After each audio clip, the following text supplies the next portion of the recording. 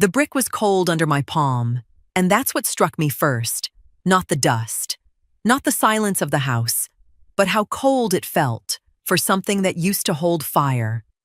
My name is Augustine Pell, and for 30 years I have lived in this house on a quiet street in Birmingham, married to a man I thought I knew completely. That night, none of what was coming had happened yet.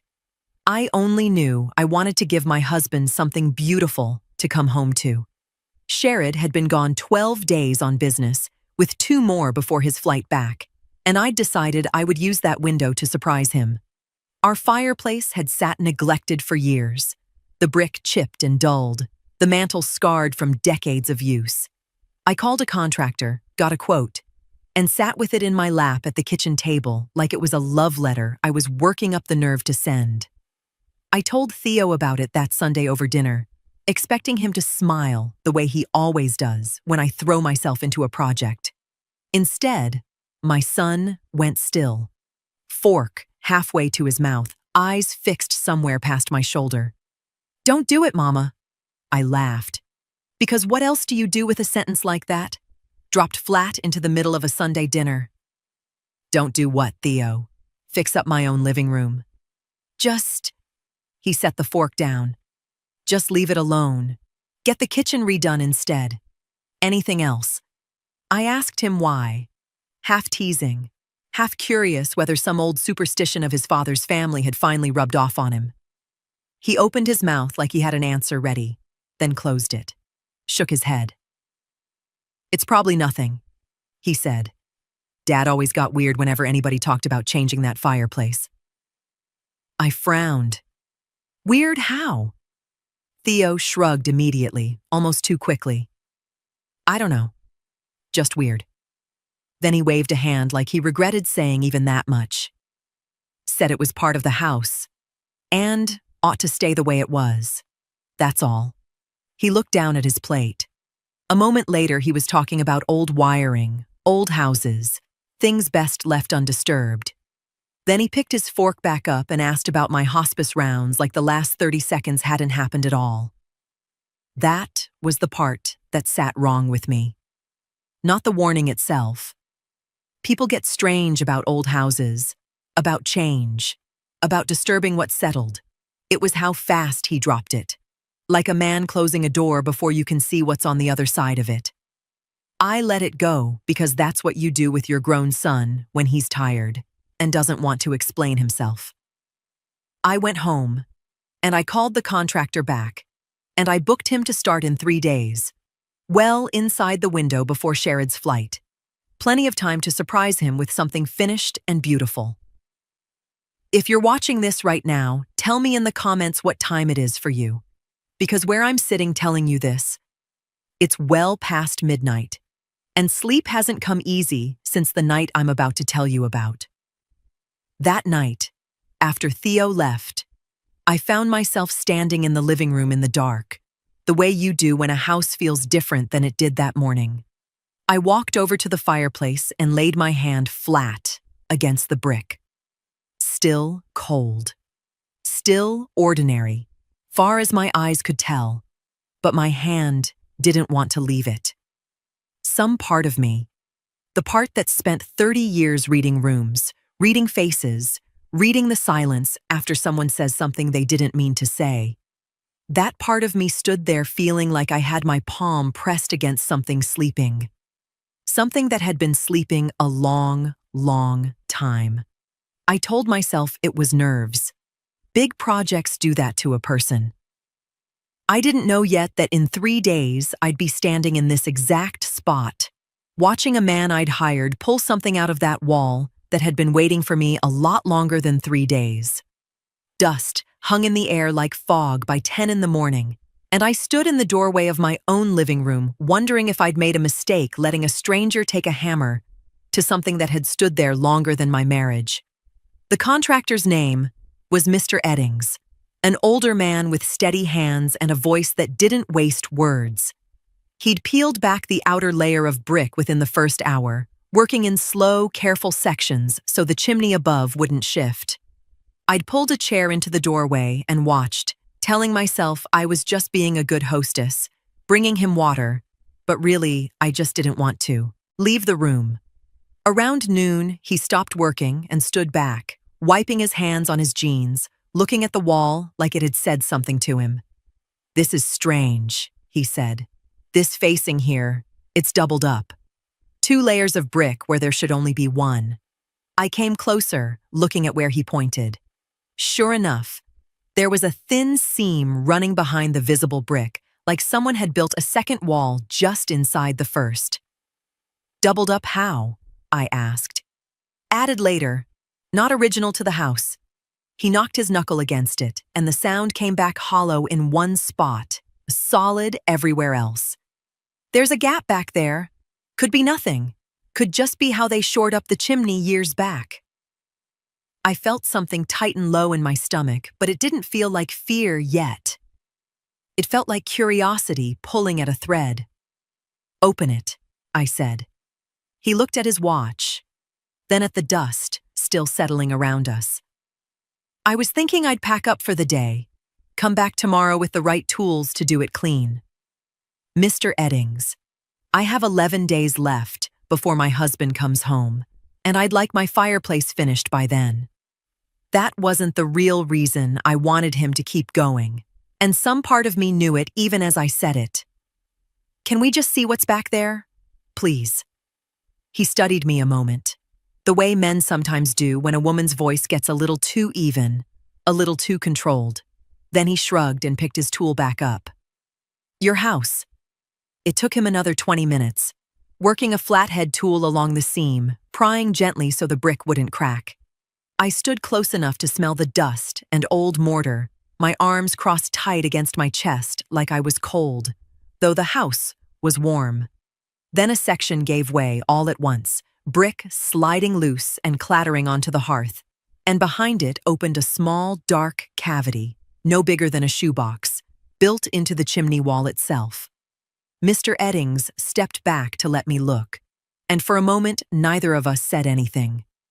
The space was clean, dry, untouched by anything resembling decades of fire and heat, which told me, even before I understood why it mattered, that whoever built this knew exactly how to keep something safe from the very thing this room was made for. I leaned down with the flashlight from my phone. My breath caught somewhere between my chest and my throat, and that's when I saw it. Something pale, wrapped in cloth, sitting deep in the dark like it had been waiting. I told Mr. Eddings to go on home for the day, that I'd clean up the dust myself, and something in my voice must have carried more weight than I intended, because he didn't argue. He just packed his tools, told me he'd be back tomorrow to finish the brickwork proper, and left me standing alone in a room full of settling dust and one small, dark hole in my chimney wall. I waited until I heard his truck pull off the street before I moved. Kneeling at the hearth, I reached into the cavity and lifted the bundle out, and it was heavier than I expected, heavy in a way that made me adjust my grip without thinking. Oilcloth, the kind used to keep moisture out, wrapped tight and tied with a length of twine that had gone stiff and brittle with age, but hadn't broken. As I turned it over, one corner of the cloth shifted slightly, just enough for something pale underneath to show through. Not much. The edge of what looked like old paper. A photograph, maybe. That tiny glimpse changed something. If it had been money or documents or some forgotten keepsake, I might have opened it right there in the dust with Mr. Eddings standing over my shoulder. But a photograph felt different, personal, like something that belonged first to whoever had hidden it before it belonged to me. I sat back on my heels, holding it in both hands, and noticed my fingers were trembling slightly against the cloth. I don't startle easy. 30 years sitting with families in their worst hours taught me how to keep my hands steady when everything inside me wanted to shake. So when my own hands betrayed me over a bundle of cloth and twine, I took it as information, the same way I'd take a patient's blood pressure as information. Something in me already knew this mattered before my mind caught up to why. I carried it to the kitchen table and set it down, staring at it the way you'd stare at an envelope you weren't sure you wanted to open. Sherrod was still 2 states away, 11 days into his trip with one more to go before he'd be home, and some old habit in me, wife habit, the kind you don't examine too closely, said I should wait. Open it together. Let him be there for whatever this was, since it came out of our house, our wall, our marriage. But another part of me, quieter and a little more honest, didn't trust that instinct at all.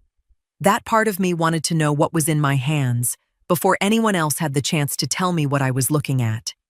I sat with that pull for longer than I want to admit, the kitchen clock ticking through a silence that felt thicker than it should have for an empty house on a Tuesday afternoon. In the end, I didn't open it. Not because I decided to wait for him. If I'm honest with myself now, looking back, I think I was scared of what my own hands might find before I was ready to find it. So I wrapped it back in its own cloth, carried it upstairs, and laid it in the bottom drawer of my dresser, underneath a stack of scarves I never wear anymore. I told myself I'd open it tonight, alone, once the house went quiet, and I could give it the kind of attention it seemed to be asking for. Closing that drawer, my hand still resting on the wood, I heard Theo's voice again, clear as if he were standing right behind me in that bedroom. "Don't do it, Mama." 3 words. No explanation. Said too fast and dropped too quickly to be nothing. I stood there a long moment, hand pressed flat against the drawer, wondering for the first time all day if my son had known something I didn't. The house went quiet around 11.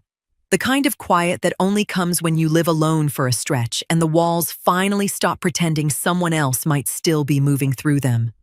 I sat on the edge of my bed with the bundle in my lap, the scarves I'd hidden it under still pushed to one side of the open drawer. I'd told myself all evening I was waiting for the right moment, but the truth was simpler than that. I was waiting until I was too tired to talk myself out of it. I untied the twine first. Careful. The way you handle something that might fall apart in your hands if you rush it. The oilcloth came open in folds, stiff at the creases, and inside lay 2 things I wasn't prepared for. A ring, first. Old cut stone, set in a thick band that felt heavier in my palm than my own ring had any business feeling after 30 years of marriage. I turned it slowly under my bedside lamp, watching light catch in the facets in a way that felt different from anything I owned. Beneath it, folded twice, a photograph. I opened it carefully along its worn creases and found a young woman staring back at me, unsmiling, her hand resting against her collarbone in that posed way people did decades ago. On her finger, the same ring. Or one enough like it that my stomach didn't bother waiting for proof. I didn't know her face. Not from church, not from any photograph in our own albums, not from anywhere I could place. I sat there turning that fact over, more confused than frightened, the way you feel flipping past a chapter of a book you didn't realize you'd missed. I turned the photograph over, hoping for a name, and found one.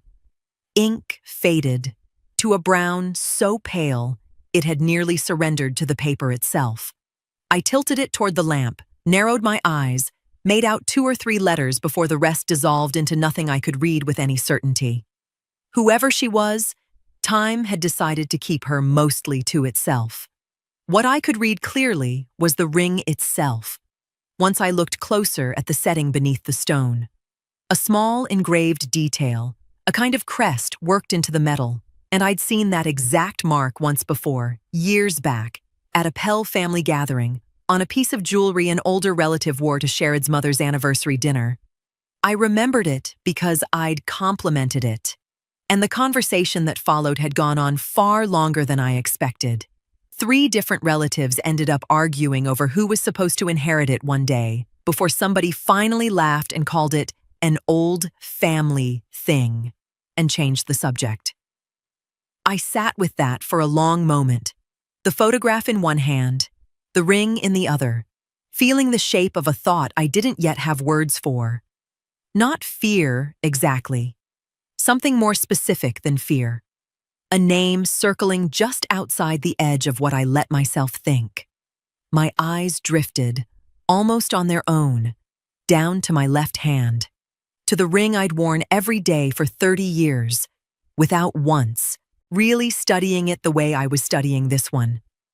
I held my hand up under the lamp, turning it the way I had turned the other ring just minutes before, and looked at my own wedding ring for the first time in longer than I could say, like I was seeing a stranger's hand wearing it. Pauletta's kitchen always smells like coffee and cut lemons, and that morning I sat down at her table and realized I'd been white-knuckling that bundle in my purse since I left my own house, like it might try to get away from me. I hadn't told her anything on the phone, just that I needed to come by before she left for her shift. She took one look at my face when she opened the door and didn't ask a single question, just stepped back and let me in, the way you do for family when you can already tell it's not a social visit.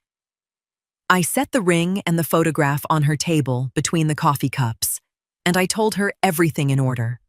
The cavity in the wall, the weight of that bundle in my hands, the name I couldn't read, the crest I recognized from a Pell family dinner years back. Then I told her what Theo had said over Sunday dinner, word for word, the way it had stuck itself somewhere I couldn't shake it loose from. Pauletta didn't say anything for a long moment. She picked up the ring, turned it once under the kitchen light, and set it back down with a care that wasn't like her at all. My cousin talks with her hands, fills silences before they have a chance to settle. That morning, she let the silence sit there between us like a third person at the table. Augustine. She said my name slow, testing it. Tell me again what Sherrod told you happened to your ring. The real story, not the short version you give people at church. I opened my mouth to answer the way I always had. A break-in, early in our marriage, before Theo was even born. Jewelry taken along with some cash from the dresser. But sitting there, trying to find the details underneath that sentence, I came up empty in a way that unsettled me more than the ring itself had. He said it happened while I was at my mother's for the weekend, I said slowly. He came home, found the back door open, some things gone. Police come out? I started to say yes automatically and then stopped, because I couldn't actually picture an officer in our house, couldn't picture a report, a card with a badge number, any of it. I don't know. He handled all of that. Told me not to worry myself with it. Pauletta's eyebrows lifted slightly, and she didn't say anything else right away, just reached for her coffee and held it without drinking. I remember somebody saying, years back, that the police never actually got called on that, she said finally, careful with every word. I didn't think much of it at the time. People talk. But I remember it. Something cold moved through my chest, settling low, turning what had been confusion since last night into something with sharper edges now. Something closer to suspicion than I wanted to admit out loud in my own cousin's kitchen. Pauletta reached over and tapped the ring once with her finger, then looked up at me steady, no teasing left in her voice at all. Baby, you need to get that ring looked at. She nodded toward my left hand. Both of them. Marguerite Holt's shop sat tucked between a tailor and a shuttered bakery, the kind of place you'd walk past 100 times without noticing unless someone sent you there directly, the way Pauletta had sent me. I sat across from her at a small table in the back, away from the front window, both rings resting on a square of black velvet, between us like two suspects waiting on a verdict. Marguerite was a small, precise woman, maybe 60, with reading glasses pushed up into gray hair and hands that moved like she'd done this exact motion 10,000 times before. She picked up my wedding ring first, the one I'd worn every day for 30 years, and brought a loop to her eye, turning it slowly under the lamp clipped to her desk. She said, which told me nothing. Then she set it down and picked up the other one, the one from the wall, and her movement slowed just slightly, a fraction of a second I might not have caught if I hadn't spent 30 years in hospice work learning to read the small things people's bodies do before their mouths catch up. She reached for a different tool this time, something small and electronic with a thin probe, and touched it to each stone in turn. Watching a little readout I couldn't see from where I sat. The silence stretched longer than I expected. Instead of speaking, Marguerite reached beneath the table and pulled out another instrument, this one fitted with a small magnifying screen. She examined my ring again, then the other. Only after that did she set both pieces back onto the velvet. Marguerite folded her hands and looked at me for a moment before she spoke, and something about that pause told my body to brace before my mind had decided what for. "I want to ask you something first," she said gently. "How long have you worn this one?" She nodded toward my own ring, still resting on the velvet. 30 years. Since my wedding." She nodded slowly, like she'd expected that answer and wished she hadn't. "Mrs. Pell, this stone," she touched my ring without picking it up again, "is a cubic zirconia. A very good one. Whoever set this knew what they were doing because it's fooled appraisers less careful than me. But it's not a diamond. It never was."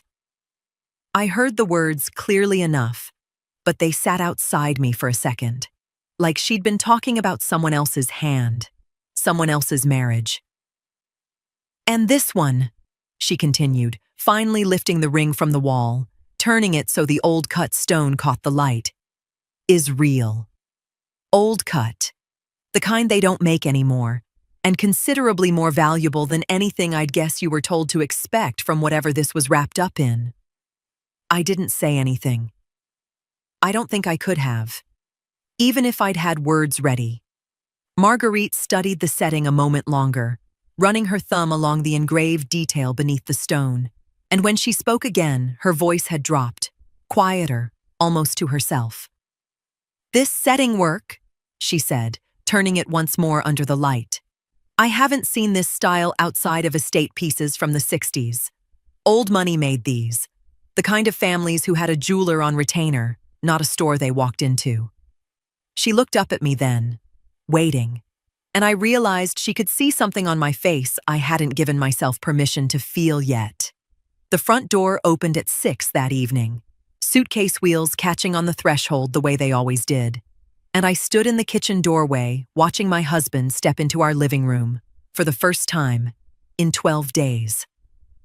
Sherrod set his bag down without looking at it, his eyes going straight to the fireplace, and for a moment he just stood there, taking it in. The new brick, cleaned and reset. The mantel, sanded smooth and stained dark the way I'd always wanted it. "Augustine."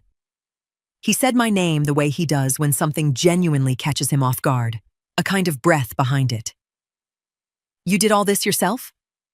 "Hired it out," I said, watching him cross the room toward it. "But I picked everything, stood over that man's shoulder the whole time." He laughed, warm, easy, the laugh I'd fallen for 30 years ago, and he kept walking until he was standing right in front of it, hands on his hips, head tilted like he was admiring a painting in a gallery. "It's beautiful, baby. Really. I mean that." He shook his head slightly. "I leave for less than 2 weeks and come home to a whole new room." I stood in the doorway a beat too long, watching him the way I'd learned to watch families in hospital hallways, looking for the gap between what a face says and what a body does underneath it. He was smiling. His voice carried every note of a man genuinely pleased, but something about the stillness in his shoulders didn't match the warmth coming out of his mouth. He didn't ask how the demolition went, didn't ask what they found behind the old brick, whether anything had surprised the contractor, whether the chimney structure underneath had needed any extra work. For a man who normally wanted every detail of any project in this house, who'd once spent 40 minutes questioning a roofer about shingle brands, the silence around the actual work itself sat strange in my chest. He stepped closer to the mantel and ran his palm along the new wood, slow, deliberate. Then his hand drifted lower, toward the brick itself, fingers pressing flat against the surface the way you'd press against a door to check whether it was locked. it wasn't admiration. I know what admiration looks like on a man's hands. 30 years of watching him touch things he loved. This was something else. This was checking. Strong, he said quietly, almost to himself, more than to me. They did good work. I said something back, I don't even remember what. Some agreeable nothing.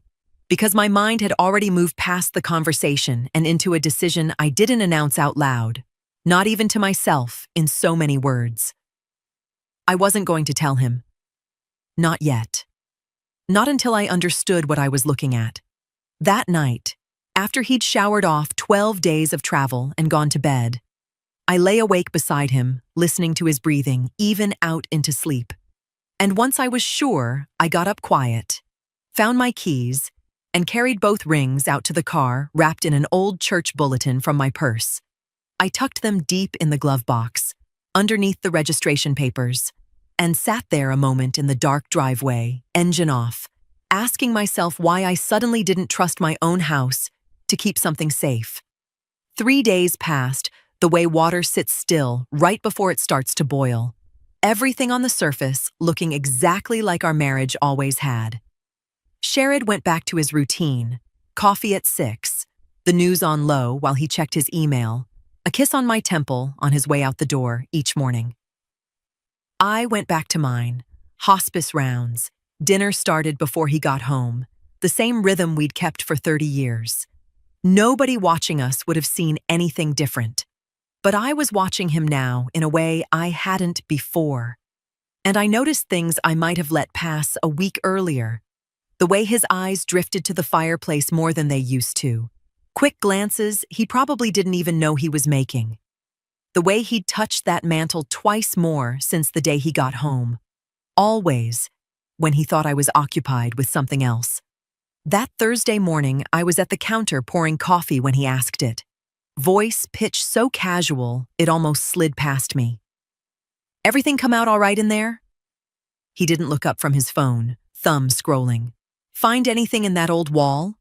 Or was it just dust and old brick, like we figured? My heart did something sharp and sudden in my chest. A drop I felt all the way down into my stomach. But I'd spent 30 years standing at hospital bedsides, keeping my face steady for families who needed me calm more than they needed me honest. I kept pouring his coffee like the question hadn't landed anywhere at all. Just dust and old brick, I said. Mr. Eddings said the chimney was solid underneath, no surprises. I set the mug down in front of him and made myself look at his face instead of away from it, because looking away would have told him more than any lie I could speak out loud. His shoulders dropped. Not dramatically, nothing another wife might have caught after 30 years of not really looking. But I saw it.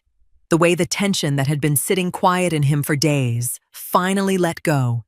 His whole upper body settling an inch lower in his chair. Good, he said. And he smiled, reaching for the mug. Glad it wasn't more than you bargained for. Old houses. You never know what's back there. He said it light, almost cheerful, dressing the relief up as relief about contractors and budgets and renovation headaches, the kind of thing any homeowner might say. But I'd just watched a man's body tell the truth. His mouth had no intention of telling, and there was no unseeing it now.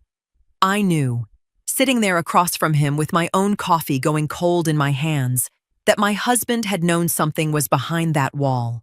Not suspected. Known. The relief in his shoulders wasn't about renovation budgets at all. I told him I needed to get ready for my shift, voice even, movements unhurried, and walked myself down the hallway like a woman with nowhere in particular to be.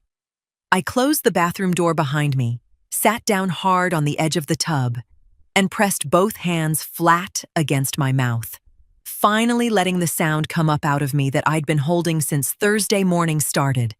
The closet in our spare room still held a shoebox I hadn't opened in years, the cardboard soft at the corners, the lid held on with a rubber band that snapped when I touched it. Sherrod had left for the office by the time I pulled it down, and I sat on the floor of that room with old papers spread around me in no particular order. Tax documents long expired, a few photographs curling at the edges, insurance statements from a car we'd sold a decade ago. I was looking for one thing specifically, and the longer I searched without finding it, the more that absence started to feel like its own kind of answer. I was looking for anything official about the break-in, the one Sherrod told me about back when we were newly married, when I'd asked him more than once over the years what happened to the ring my own mother had given me before the wedding. The modest little stone I'd been told was stolen along with some cash from our dresser while I was away one weekend visiting my mother. I went through every paper in that box twice. No police report, no case number, no insurance claim, no letter denying or approving one.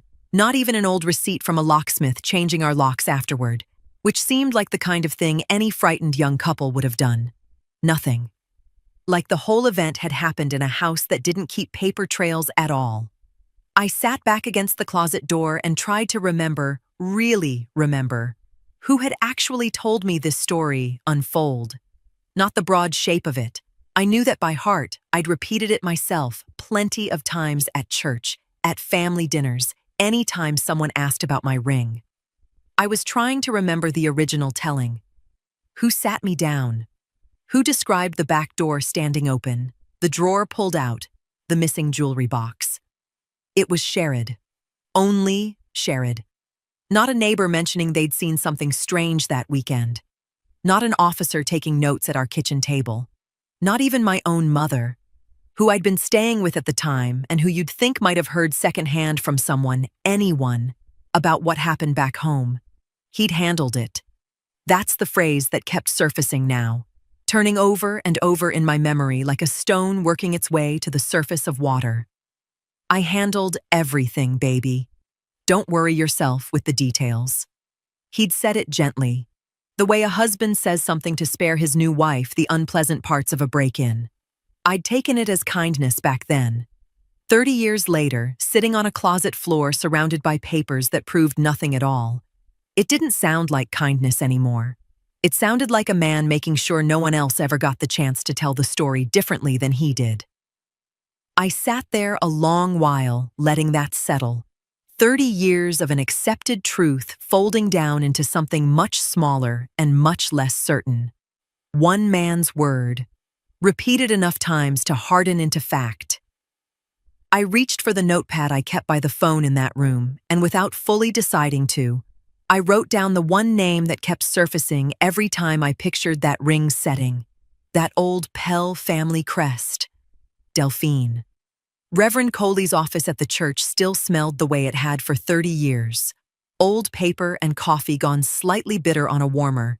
And he greeted me with the same warmth he always had, waving me into the chair across from his desk like I was there for nothing more than a Tuesday afternoon visit. I let us talk first about ordinary things, his knees giving him trouble, my hospice schedule, a wedding he had coming up that weekend. I'd learned a long time ago that you don't walk into a room and ask the question you actually came for. You let the room warm up first. When it felt natural, I steered us toward Sherrod's parents, how long it had been since Reverend Coley had known them, what they were like when they were young and just starting their family. He smiled at that, settled back in his chair, told me a few stories about Sherrod's father's stubbornness, his mother's cooking, the kind of warm nothing that usually fills these conversations. I knew that family a long time before you married into it, he said with a faint smile. My father served on the church trustee board with Sherrod's grandfather for years. Folks like that tend to stay connected, whether they mean to or not. Then I asked, as easily as I could manage it, about an old ring people used to talk about in the Pell family. I kept my voice light, the way you'd ask about any piece of family folklore. His smile didn't disappear all at once. It just stopped reaching his eyes first, the rest of his face catching up a beat behind it. Where'd you hear about that ring? He asked, careful now. His tone shifted into something more measured than anything he'd used all afternoon. Just something that came up, I said. Family talk. You know how it is. He was quiet a moment, fingers laced together on the desk in front of him. And when he spoke again, his voice had dropped lower, like he was choosing each word before he let it leave his mouth. Some things are better left where they were buried, Augustine. The phrase landed strange in that quiet office, heavier than I think he meant it to. And I watched something flicker across his face like he'd heard himself say it, and wished he could take the word back. I didn't fill the silence. I'd learned that too, sitting with families. Sometimes the truth needs room to breathe before it'll come out on its own. That ring, he said finally, was a Pell family piece. Old, tied to a promise made generations back, long before you ever came into this family. He looked at me steadily now, like he'd decided I deserved at least this much. There was bad blood over it, bad enough that it tore at that family long before Sherrod ever brought you home to meet anybody. He paused. Now, before you ask, I don't know what actually happened to it. The statement came quickly, almost like he'd answered a question before I could ask it. I wasn't there. Most of what I ever heard came the same way these things always come in church communities. Bits and pieces, family disagreements, rumors that outlive the people who started them. Something in my chest went very still, hearing that. All this time I'd been turning this over as something that had happened to my marriage, some betrayal that started the day Sherrod slipped a ring on my finger. Sitting in that office, I understood for the first time that whatever this was, it had begun long before I existed in his life at all. I was never the center of it. I'd just been standing close enough to get caught in it. Reverend Coley looked down at his folded hands, and when he spoke again, it came out quieter, almost to himself, like the words had slipped loose before he could stop them. Delphine never did get what was hers. It took 2 phone calls and a cousin's old address book to find where Delphine Ware was living now. A small brick house 40 minutes outside the city, down a road lined with pecan trees that had clearly been there longer than any of the houses. She answered the door slow, holding it only halfway open, studying me like she was trying to place my face against some memory she hadn't touched in years. I introduced myself, told her I was Sherrod's wife, and watched something cross her expression that wasn't quite welcome and wasn't quite refusal either. I know who you are, she said. Wondered if I'd ever meet you. She let me in eventually, sat me down in a front room that smelled like furniture polish and old books, and didn't offer me anything to drink, which told me more about where this conversation stood than any words could have. I didn't waste her time with small talk. I took the photograph out of my purse and set it on the coffee table between us, turned so she could see it clearly. Delphine went very still. She stared at it without touching it at first. Her eyes narrowed slightly, searching the face in the photograph the way someone searches an old memory to make sure it belongs to them before they claim it. Nearly 30 years had passed. Time changes faces, changes certainty. Then she reached for it slowly. Her fingers hovered over the image before finally settling on the edge of the paper. Lord. The word came out barely above a whisper. She brought the photograph closer, studying it for several long seconds. That's me, she said finally, voice rougher now than when she'd opened the door. 23 years old. A faint, disbelieving smile touched her mouth and disappeared just as quickly. Mama took that picture. Her thumb brushed the edge of the photograph where the ring rested against the young woman's hand. She'd just shown me the ring that day. Her eyes stayed on the picture. Told me it would be mine one day. Eldest daughter gets it, she said. That's how it had always gone in her family. I sat very still, listening, feeling something shift loose inside my chest that I didn't have a name for yet. Delphine lowered the photograph carefully into her lap. Where did you find this? In a cavity behind our fireplace. Something passed across her face then. Not surprise, exactly. More like a piece of a puzzle sliding into a place she'd stopped expecting to find. She looked down at the photograph again. Sherrod was supposed to gift you something of his own choosing, she said quietly. Then she looked up at me, something harder settling into her eyes. Not Mama's. That ring was never his to give anybody. It was mine, promised to me before he was even born. What happened to it? I asked, though some part of me already understood the shape of the answer before she gave it. Delphine leaned back slowly. I can't tell you I watched him take it. Her voice stayed even. Nobody did. She folded her hands together.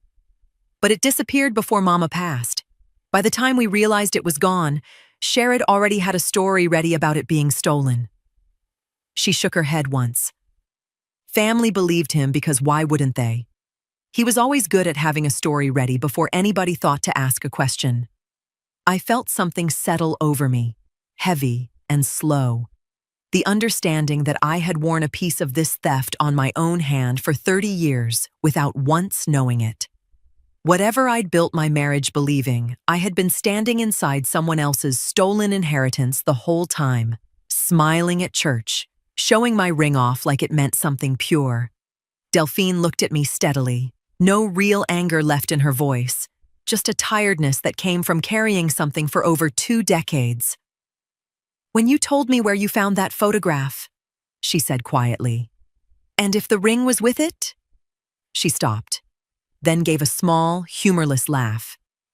He gave you a copy and kept the real thing close. She shook her head once.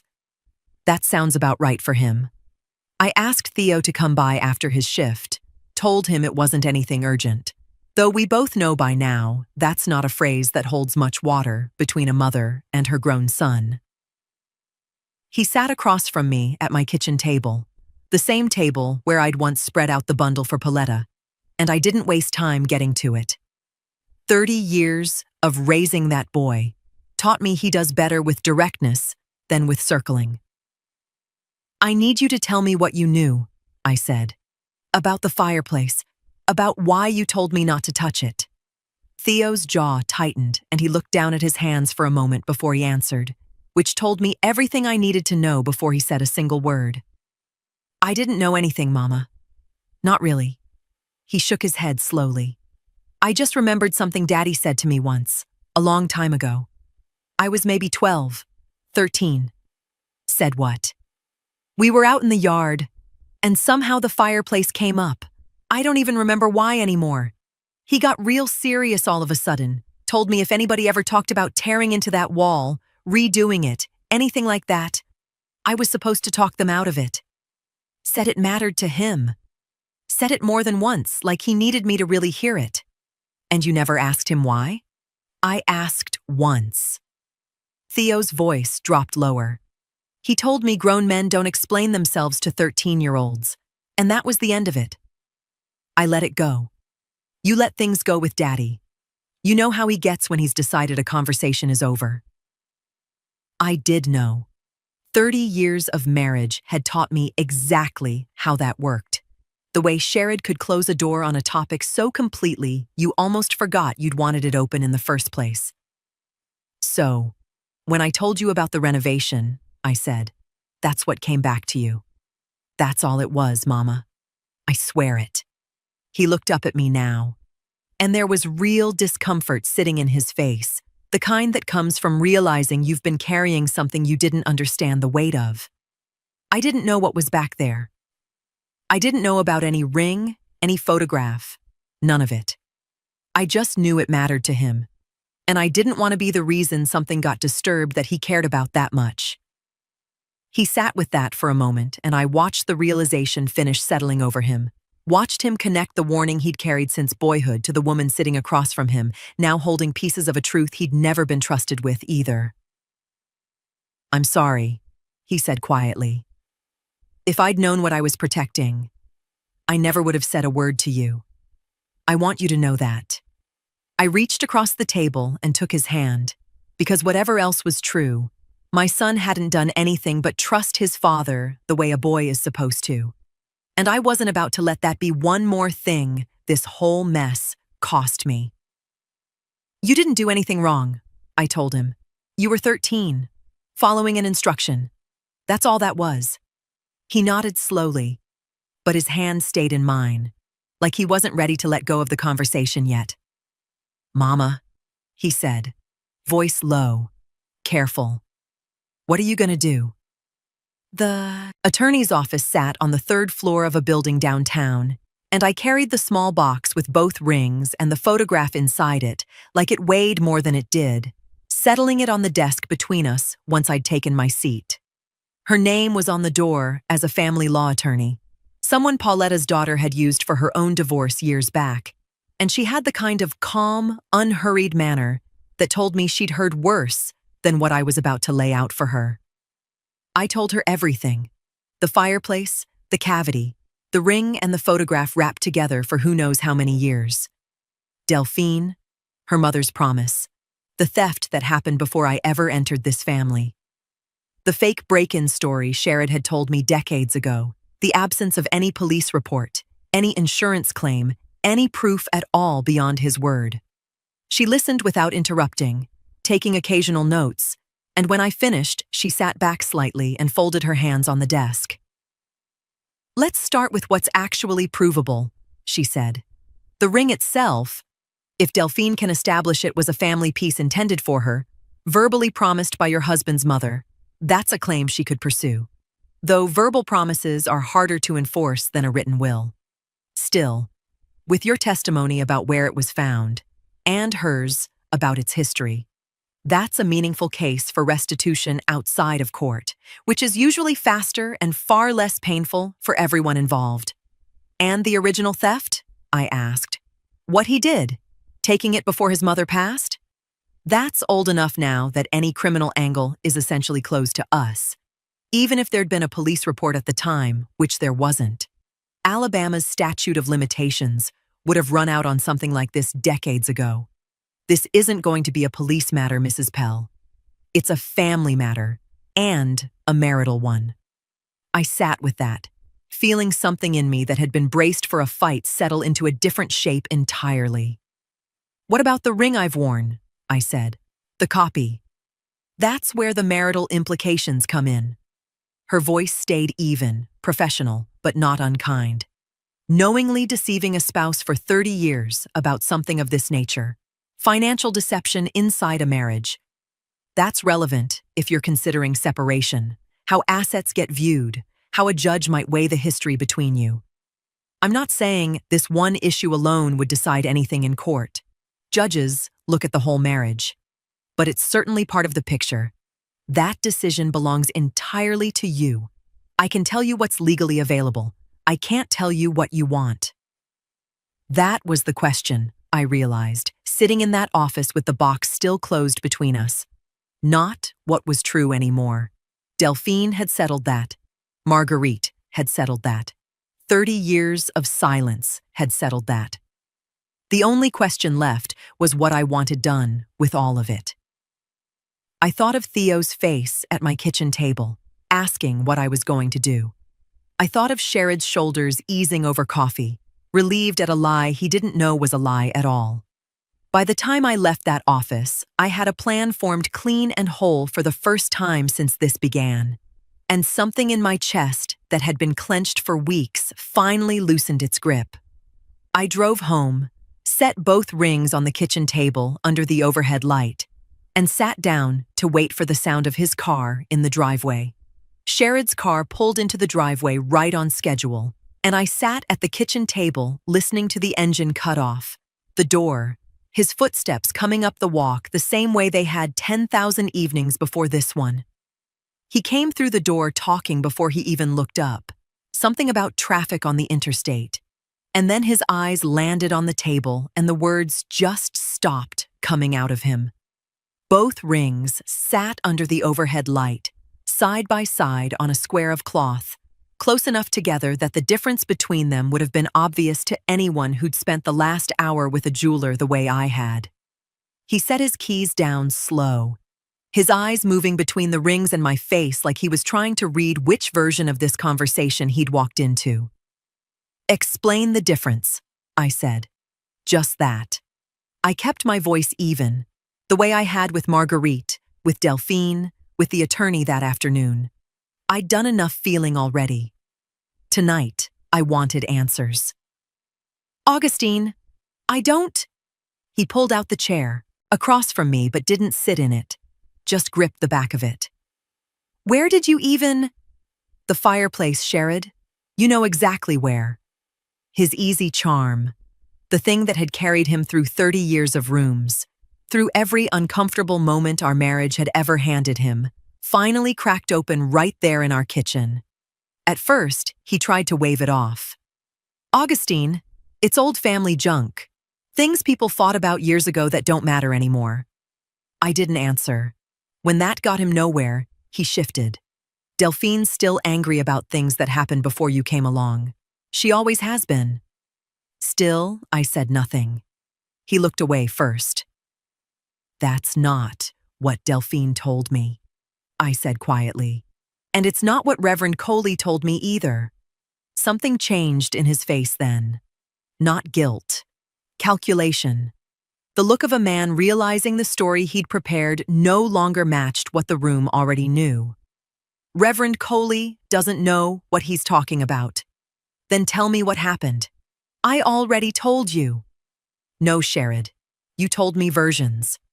Silence settled between us. For a long moment he stood there gripping the chair, trying to find another way around the truth. Then he sat down.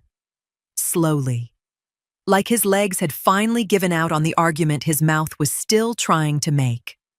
My mother was dying, he said. I waited. I took it before Delphine could get to it. The words hung there between us. I know how that sounds. Why? He rubbed a hand across his face. Because I panicked. I didn't speak. That seemed harder for him than if I had shouted. I told myself I'd sort it out later. Give it back eventually. Smooth everything over after Mama was gone. His eyes drifted toward the rings. Then too much time passed. I sat perfectly still. And then? I asked. A bitter laugh escaped him. And then I needed something to give you. The admission seemed to cost him more than the rest. Something real enough to look right. Something that looked like what a husband was supposed to give his wife. He shook his head. I had a copy made. The kitchen went quiet again. I told myself it was temporary. Told myself I'd fix it before anybody noticed. 30 years, Sherrod. His eyes closed briefly. I know. 30 years. I know. For the first time since I'd found the bundle, he looked tired. Not caught, not exposed. Tired. Like he'd been carrying the weight of his own decisions so long he'd forgotten they were there until someone handed them back to him. I sat there looking at him, waiting to feel the anger I expected, the kind that would have matched 30 years of marriage unraveling at a kitchen table. It didn't come. What settled into me instead was something colder, clearer, a kind of stillness I didn't recognize in myself. I reached forward and slid the real ring off the cloth, closed my hand around it, and stood up from the table. I'll be staying at Pauletta's tonight, I said. 1 week later, I sat back in that same third-floor office, Delphine beside me this time instead of a box of evidence, and something about having her there in person instead of in a photograph felt like the whole story finally closing its hand around itself. The attorney had drawn up a simple agreement, nothing that needed a courtroom or a judge, just a document acknowledging the ring's history and its return to its rightful owner, with my signed statement about exactly where it had been found and what Marguerite had confirmed about it. Delphine signed her name slow, careful, like she didn't quite trust her own hand yet. Then the attorney opened the small box and set the ring on the desk between us, and Delphine reached for it the way you'd reach for something you weren't sure was actually solid. She held it in her open palm for a long moment, just looking, and I watched 30 years of her life settle differently across her face, the photograph I'd carried into her front room finally meeting the object it had always belonged with. I never thought I'd see this again, she said quietly. Her hand trembled slightly, and she didn't try to hide it. Mama showed me this ring when I was 23 years old, and I have spent every year since wondering what happened to it. I didn't say anything. There wasn't anything to add to that moment that wouldn't have made it smaller. She slipped it onto her finger, and it fit like it had been waiting for exactly this hand the whole time. And for a moment, neither of us moved, letting that settle in the quiet office around us. My phone buzzed in my purse as we were finishing up, and I saw Sherrod's name on the screen. I stepped just outside the office door to take it, mostly because some old habit in me still didn't want Delphine watching me manage him. "Augustine, please." His voice had none of its usual ease left in it. "Can we just let this go? For the family's sake. Theo doesn't need to be in the middle of this, and Delphine got her ring back. Isn't that enough?" "The family already knows, Sherrod." Silence on the line. When he spoke again, his voice sounded older than I remembered. "I should have moved it years ago," he said quietly. "Every time I thought about it, I convinced myself leaving it where it was made more sense. Nobody knew where it was. Nobody was looking for it anymore. Then enough years passed that touching it felt more dangerous than leaving it alone." I closed my eyes briefly. 30 years of fear reduced to a habit. "I told Theo everything," I said, "all of it. And he didn't ask me to protect you. He asked me what I was going to do, and then he told me he was standing with me." I let that sit a moment before I finished. "Your son chose, Sherrod. He just didn't choose you." I hung up before he could find whatever he was reaching for next, and walked back into that office where Delphine was still turning her hand slowly under the light, watching her own ring catch it for the first time in decades. I drove home alone that afternoon, windows down, the kind of quiet in the car that doesn't ask anything of you. When I pulled into my driveway, the fireplace was visible through the front window, the brick clean, the mantel finished exactly the way I'd pictured it the day I decided to surprise a man who'd spent 30 years hiding something from me inside our own walls. I went inside, sat down in front of it, and let myself simply look at it. No hand pressed to the brick, no listening for something sleeping underneath. For the first time in 30 years, there was nothing left hidden in my house at all. In